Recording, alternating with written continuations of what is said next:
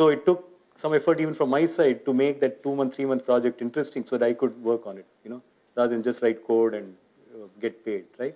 It's very important that you try to look to learn in whatever you do. So I found there are some projects where the project itself is not interesting, but I try to learn a different methodology, meaning where something could be done over 8 weeks. Could I show the customer something week on week and get them engaged? And I found that did. So sometimes some of them are very skeptical about technology folks.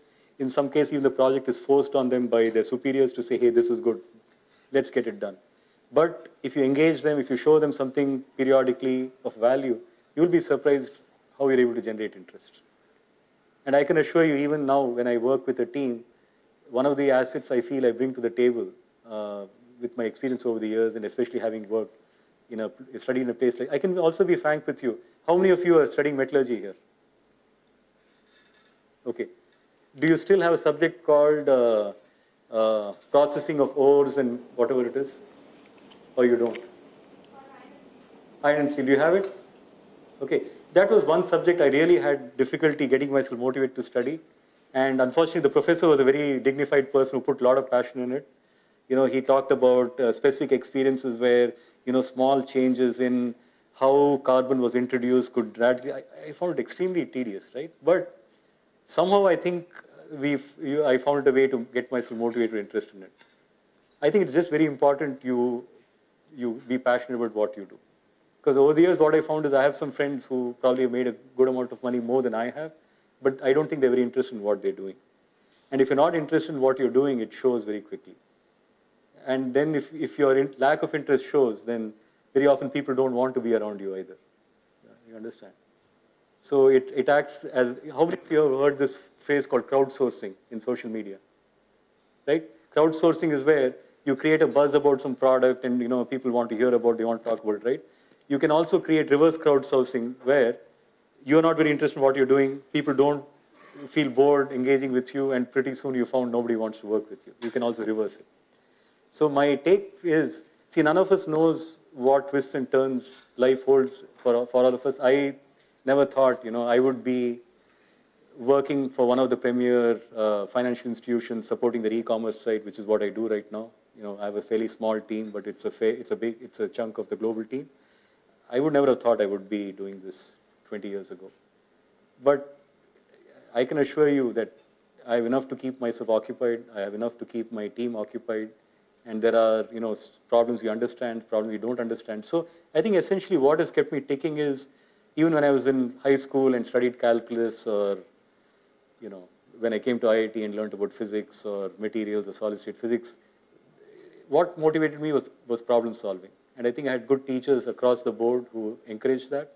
And I think if you have a passion for problem solving, if you have a passion for working with people, enabling people, if you feel enriched by the fact that people around you are able to do something better and feel more motivated about what they're doing, then I think it doesn't matter whether you do e-commerce or you sit in some lab and churn out some research papers. But the key is you have to create some kind of crowdsourcing effect where you are some kind of channel or conduit for excellence around you. I think that is most important.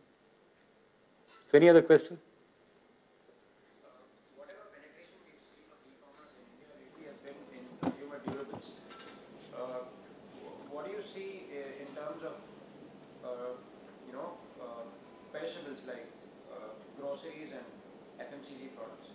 Yeah, what about the integration with existing supply chains? For example, South Korea, we saw because the smartphone density is high there, they enabled an app that allows you to shop for goods by taking their pictures in the subway, and then later the same products are delivered to your home. But how do you see that working out in India? So, okay, good question and challenging question, because I think in some of these areas, electronic cities were very far from some parts. Yeah, in cities. I'll share an example. I was surprised recently, I go for walks, and suddenly I started seeing in my area in Hyderabad, actually a concept which was there 10 years ago, where somebody who delivers groceries to your house is also delivering perishables I actually saw. Meaning, just the same vegetables you would go and order or buy, you want to feel those vegetables, check them out, somebody is actually supplying them, and they were in quantities where it looked like it was just for somebody to cook for a few days. So in big cities at least, I don't know whether photos help it, I think people are able to go to a shop and say, hey, this is what I want to buy, and build that experience where later, if they either order the phone or order through online, they are able to get what they want. See, the key is you hit the nail on the head. A commerce experience, whether e-commerce or otherwise, works only if there is complete trust that I get exactly what I'm buying, right? We are not there yet where somebody can take a photocopy or a camera photo of something and be sure they'll get exactly what they want. So I think in that particular trend, we may be at least 5 to 10 years behind. But I think the area way may be ahead actually, and this is something I'm hearing in management circles is, I think we are way ahead of many countries in terms of the, what they call is this dabbawala stuff, right, in Mumbai, where without electronics, etc., the human network chain is such that you're able to get from point A to point B, correct? So I think we are ahead in that. So instead of somebody taking a photo, it may be that by word of mouth, somebody says, hey, I got exactly the groceries I want, I don't have to go there. Because see, in India, compared to many countries, transportation is very expensive, right? It takes a lot of time, money to go somewhere. So we may see that type of effect, where some of this commerce may be supported by a model like this Dabbawala or whatever. So it's word of mouth. So you're able to articulate what you want. You click or you send it through an SMS, and then you get exactly what you want, and maybe they're even able to deliver it every 3 days in certain quantities. I think we are geared up for that. Anything else?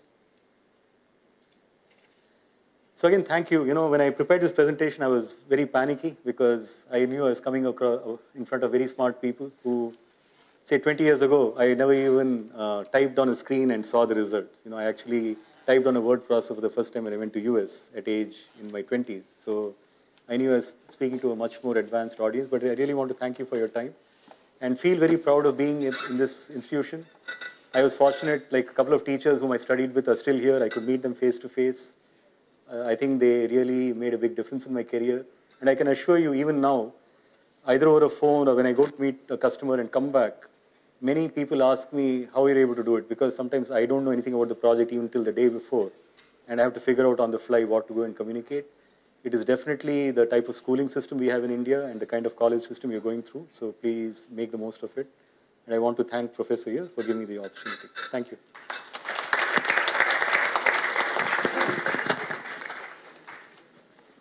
Do you have any more questions?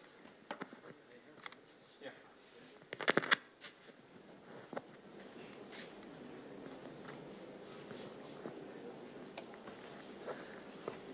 Yeah, what is it?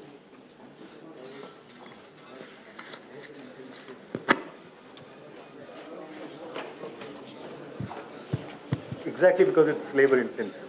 Because labor is cheap here, right?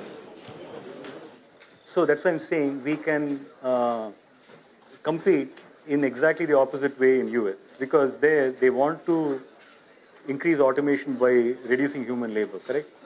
We can improve efficiency by leveraging the human labor or the chain we have. Because see, just like microfinance,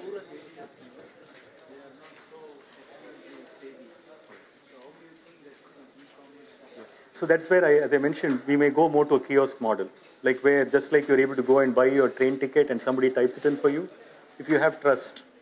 Like see, people go to a bank, they're not literate, but they trust the bank manager to fill the form for them, right? So it may go to a kiosk model.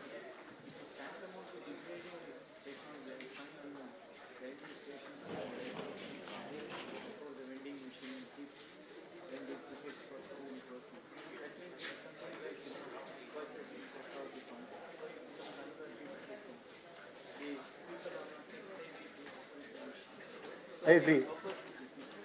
I would disagree, because at least it's moving faster than it would when it was purely manual, right? Because I'm sure you remember, I remember going to Central Station, standing for 4 hours, and then waiting till that guy went away for lunch and came back to give a ticket, correct? At least we have moved beyond that.